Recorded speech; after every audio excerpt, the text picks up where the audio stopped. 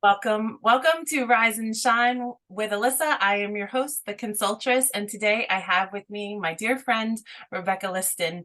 Hello, how are you today? I'm well. Good to see you, and it's great to be here, Alyssa. Absolutely. We've been connected for quite a bit, actually, through your business partner who I met at a conference back in 2013. So, Oh, I'm back not sure I knew that. Yeah, back when she was newly minted, to me anyway, this beautiful, brilliant star shows up in my sky with all of this curiosity and stuff. I've met you through, again, one of the brightest stars in my sky. So I'm so lucky that you and I have Amazing. connected and had so many cool conversations. So can you tell us a little bit about who you are, Rebecca? Because I know you and I want to share you with the world right now. Um, well, do we want me to start from a personal perspective or leap into work related stuff? What would be helpful? I like personal first, and then we'll dig into work. Hmm. Okay, so probably the phrase that would sum it up the most would be to say that I'm a mom of two teenage girls. That Mm, says a lot right there yes, it about does. me. Yes, it does. So maybe there's just like a period after that. And then Full stop. a lot of cycles and reconsiderations that come Yes. along with that. I too have a Lot. teenage daughter. It's yeah, it's a lot, and I raised my girls on my own, and I have been recently remarried in the last couple of years. So we were on our own for a long time, and now we're doing the blended family thing. And so I have also my two daughters, and I have two stepdaughters as well. They are just now in their early 20s, so we've got quite a range of ages going on, all girls. So the only boy in our family is our male cat, aside from my husband. And so they are very bonded Right on. because even all of our animals are female except for the one. So that is our household. I live in a very, very small town by choice in southwestern Ontario, about 10 minutes from Lake Erie. And we moved here in 2020. As you know, moving during that particular time was no delight. However, I'm so glad we did. I'm glad we left the big city that we were living in before. So yeah, so we really like it where we are. And for work, I work out of my house primarily. I work online and I am a business coach. Yeah, high five for making waves in the most impactful space. I too moved from a densely populated area out into what feels like glorious countryside and somewhat wilderness. Not exactly Yes. wilderness though. I'm still, you know, just a 10-minute drive from all the amenities. So Yeah. I'm spoiled still. Yes. Yeah, I know exactly what you mean. We're not far from the city, but just far enough that, and right across from us is like farmers' fields. Like, you know what I mean? It's just a small, small, small town of about 7,000 people. So small farming community. It's really rich in heritage down here. And so there's just like all sorts of, small organic farming and, um, baked goods galore and all the really good things about living in the farming, like right in the farming community, right? You can get all your yummy stuff, which I love. So I'm gearing up for apple season. Can't wait. Because it's pretty, again, very like we're right in the thick of all of that. So fall harvest is a beautiful time. Agreed. Agreed. We were having a little bit of fun with some word salad before we got here live. And I noticed that some of the stuff that was up for us was like, we are so ready for fall. All things that come with the turn of the season, with kind of refreshing your perspective, refreshing your home, getting ready to a little like kind of like it feels like a season of collecting, right? Like this Yes. season where, I felt like I leaped into summer like right at the end of May, and I felt like I did one of those gymnastic sticking the landings about a week or two ago. And I was like, okay, I made it. it's time to collect. How are you feeling that same energy coming through? Definitely. Yeah, definitely. And I do just generally love this season. So I think for me, it's I'm born in September too. I just think it is kind of like tends to be like my time, if you will. But I really I love that feeling of harvest, right? And I think, that's sort of in my genes. I come from a farming family. And so I think it's like just part of it. It's like this is harvest. So my mom's family, they were tobacco farmers. Right. And so this is when the tobacco comes in and is ready to harvest. Of course, they don't plant as much as they used to, but all around us used to be tobacco farms. So I think it's like in my DNA, right? And I feel it when I'm out in the country. I can smell it. You can smell the change in the air. You can hear it. You can hear the bird song change. All of these things that I absolutely love about August actually is that it is giving us that sign that that change is happening, but it's still like I have loved August, don't get me wrong. I'm not wanting to rush it along. It's been a beautiful month for us. But I am hearing, again, it's that whispers on the wind, and it's time to kind of collect the harvest, right? To sort of bring things in. And I love that time of year. It's very heartening for me, I would say. Yeah, same here. And actually, one of the reasons why I felt a little compelled to move out from like the hustle and bustle feeling of Yeah. the location where I lived was because I almost like I couldn't hear myself think. And now that I'm in a place where there's not quite as much hustle, not quite as much bustle, and that you can, I feel like I'm more synchronized with the actual ebb and flow of what I'm meant to live in. I don't feel quite Yeah. so um, overstimulated mentally Hmm. or emotionally, but literally because physically I'm not in a place where there's more than enough. It is just enough. And I find that has it really affected my business, my family, my personal Hmm. life in very, very deep ways. Um, Hmm.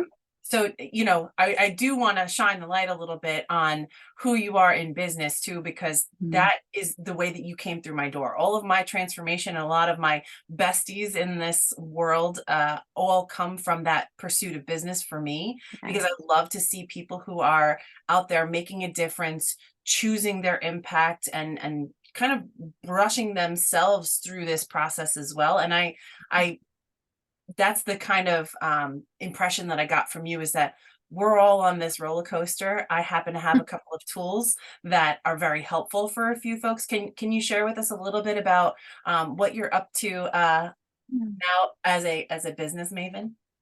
Mm. Yeah, so I'm pausing just because I'm sort of choosing my words, I guess, a little bit and really kind of leaning into it because this season, as we were talking about sort of the seasonal change, it's also a kind of for me personally, it's a big season. I'll turn 50 in September. So I really see a lot of that coming home feeling, that collecting in really just in this particular turning that I'm in my life. And what that really then, how I watch that sort of spill into my work. Like I've been, coaching for over 20 years, right? So this is not new work. And I've been self employed pretty much my entire life. There has been very few years in my life that I collected a paycheck um, from anybody else. So I know this road of running one's own business.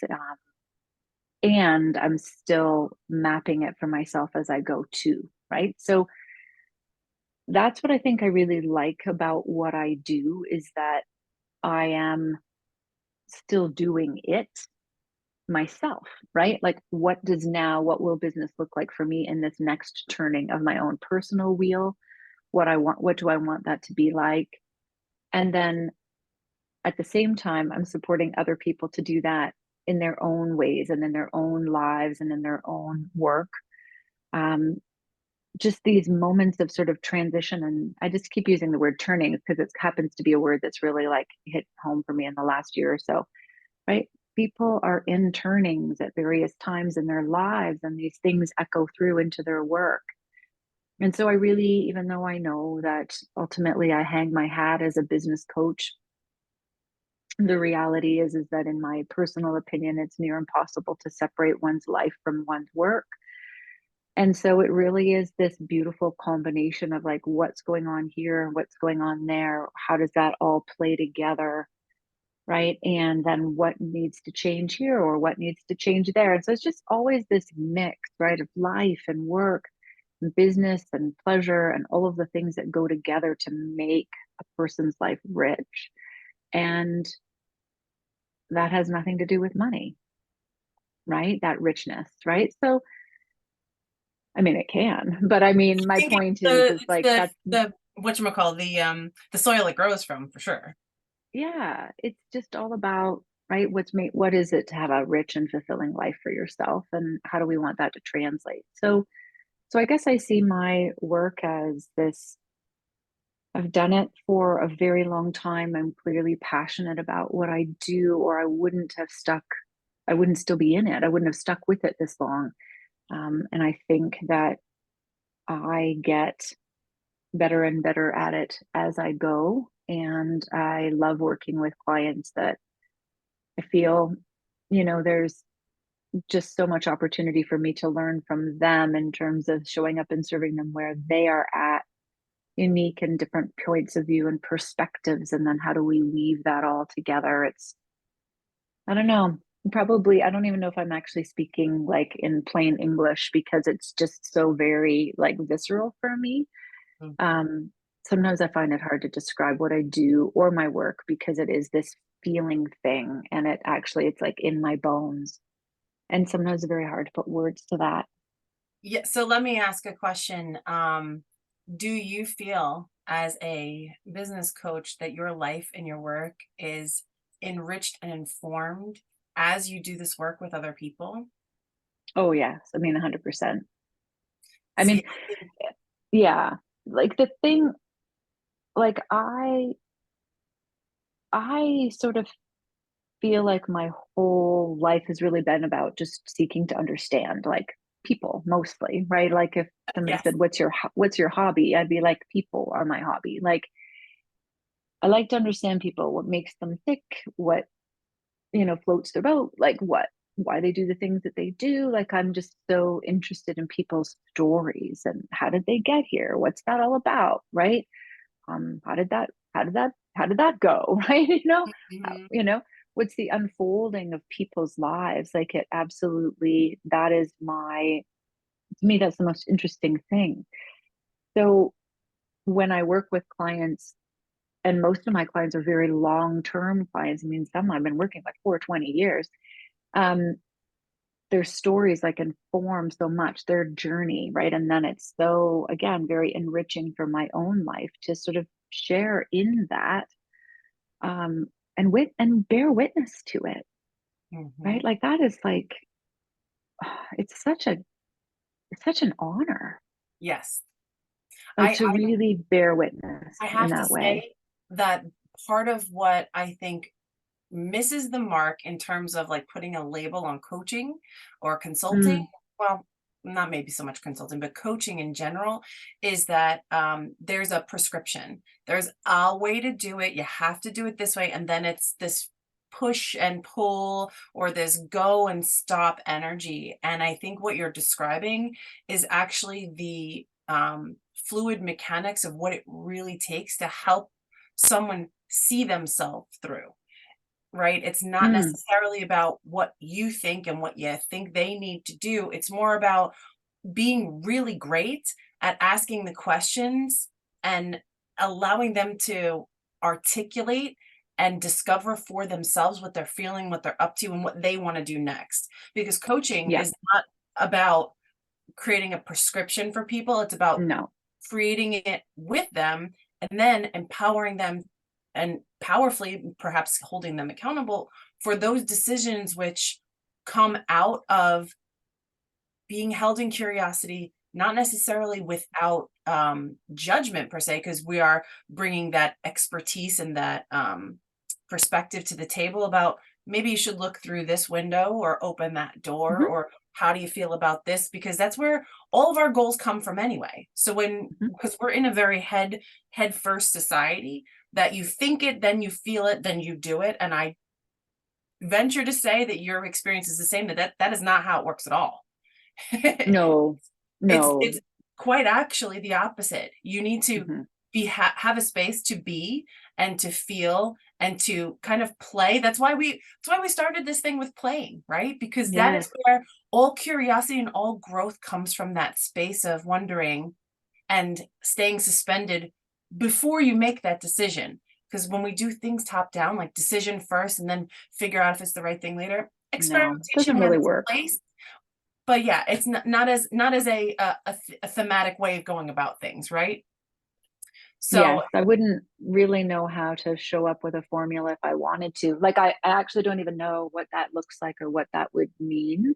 mm, Um, because early in my training, I was really taught how to show up to a client call without expectations or intentions, except to be that sort of unprejudiced observer, that, blank slate. My job is to receive and to then like help illuminate, to draw things out, to ask those questions like you're talking about, so that we're the answers reveal themselves, right? Like I don't have them. So, that's not my job, right? So it's really important. My role, I see it as to really help pull the threads together so that people can see really what's out there and what's possible for themselves and what makes sense to them.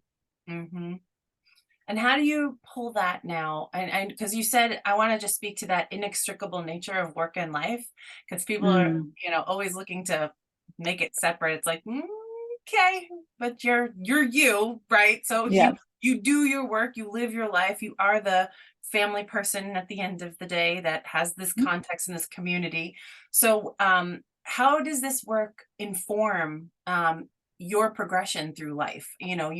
You said in the beginning that you went from uh single mom to now into a blended family. And mhm, can you and I don't know if this is asking too deep of a question, you can say veto and next if you want, but are there points in time where your work with clients help to inform and to kind of broaden or brighten what you were up to personally, that helped you to pick your path through any situation, whether it be a happy and curious one or a serious and somber one?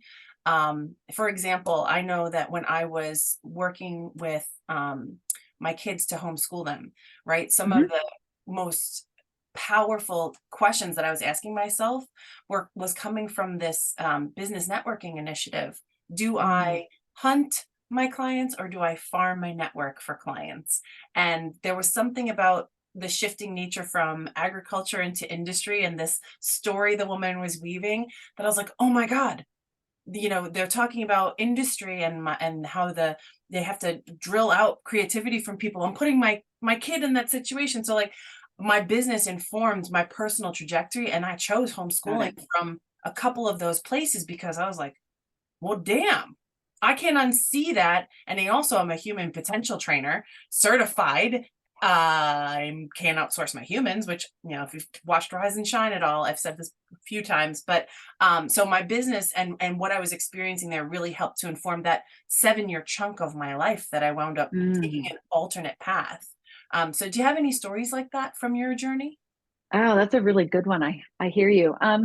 I think I don't know that I can think of anything specific off the top of my head, but what I can say is that I have worked with clients across pretty much every sector, right? So from tech to real estate to retail to chiropractic to, all sorts of everything. So I think what I would say is that I have gleaned, if you will, just a really like a broad sense and understanding of various types of people and the types of industry or work in the world.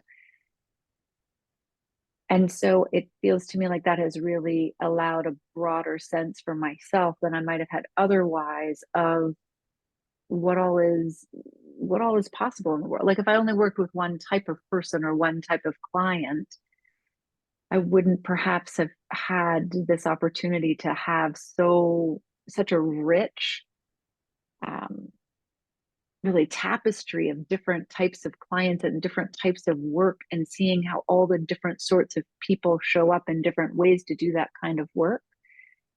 And I feel like that has helped me, as my children are trying to find their way, what might they like to do, right?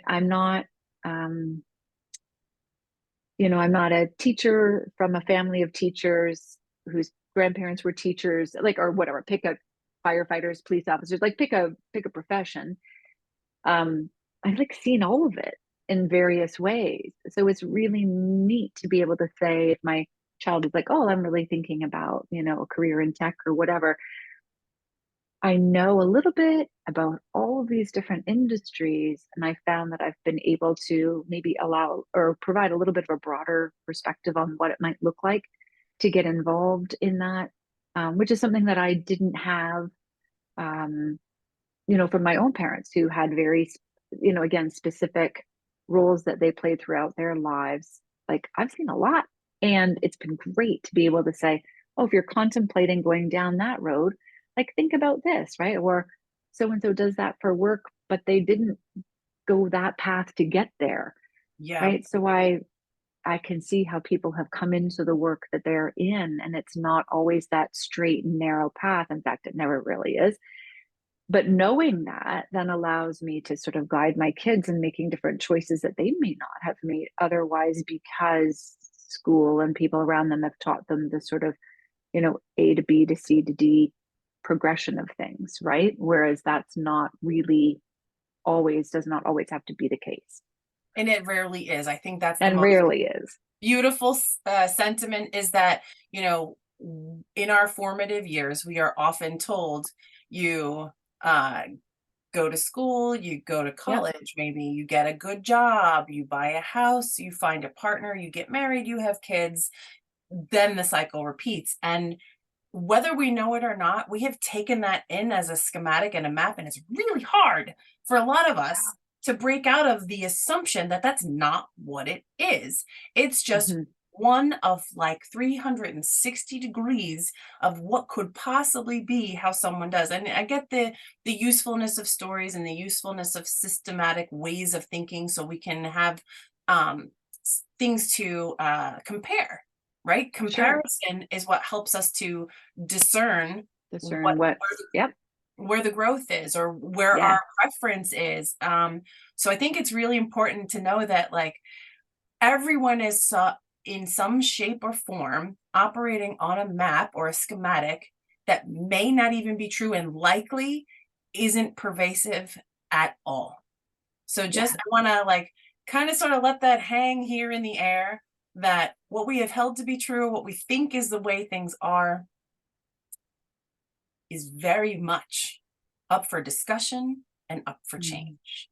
So, in the world that we live in these evolutionary times, I think that's a really, really wise way of kind of putting on your hat in the morning to see, for anybody watching this conversation, think about the things that you might never have thought about, and just ask, what if that's not the case? What are 10 other ways that could possibly be? And just prime that muscle of wondering, because that's where change comes from. If you're wondering Yes. why you feel so trapped or stuck or blah blah blah, it might just be because there are a lot of assumptions piled on top of assumptions that are all ass backwards. Just saying. True enough. Very true. And well said. Thank you. So with that, I want to leave our audience with wanting more. So I'd love to have you back. How can people find, interact, and hire you? Probably the best and easiest thing to do, just to find out a little bit more about our work and what we're up to in the world, would be to visit the website, which is lostperegrinas.com. And we've kindly spelled it out there. It's Spanish for and refers to women who walk, because we believe that, you know, life is a journey, and our work world is, you know, part of our journey. And so it's all about sort of getting your feet on the ground and giving it a good hike. So lasperegrinas.com or .org, and just check out what we do a little bit, learn a little bit more about what I'm up to in the world with Stella Orange, who is my business partner and delightful friend. So yes. Wonderful. Well, I thank you so much for being here and for having this lively discourse. I mean, I never know where these conversations are going to end up, but with you, it's always a good time. So thanks a Thank million for you. being here. You're welcome. Thank you for being here for me to be able to share you with the world. I do appreciate it very much. So stay tuned. Rebecca will be a repeat guest, just saying, and seeding a little bit of the future. Yep. And maybe we get Stella on here too. Yes, that'd be Anyhow, fun. thanks a million. And everyone, please go check out lasperegrinas.org or com, whichever you're fancy. And I love you very much. Thank you so much. And Thanks, until then, Alissa. be part of someone else's stars in the constellation in their sky, much like this woman is to me. Thanks so much, guys. See you soon.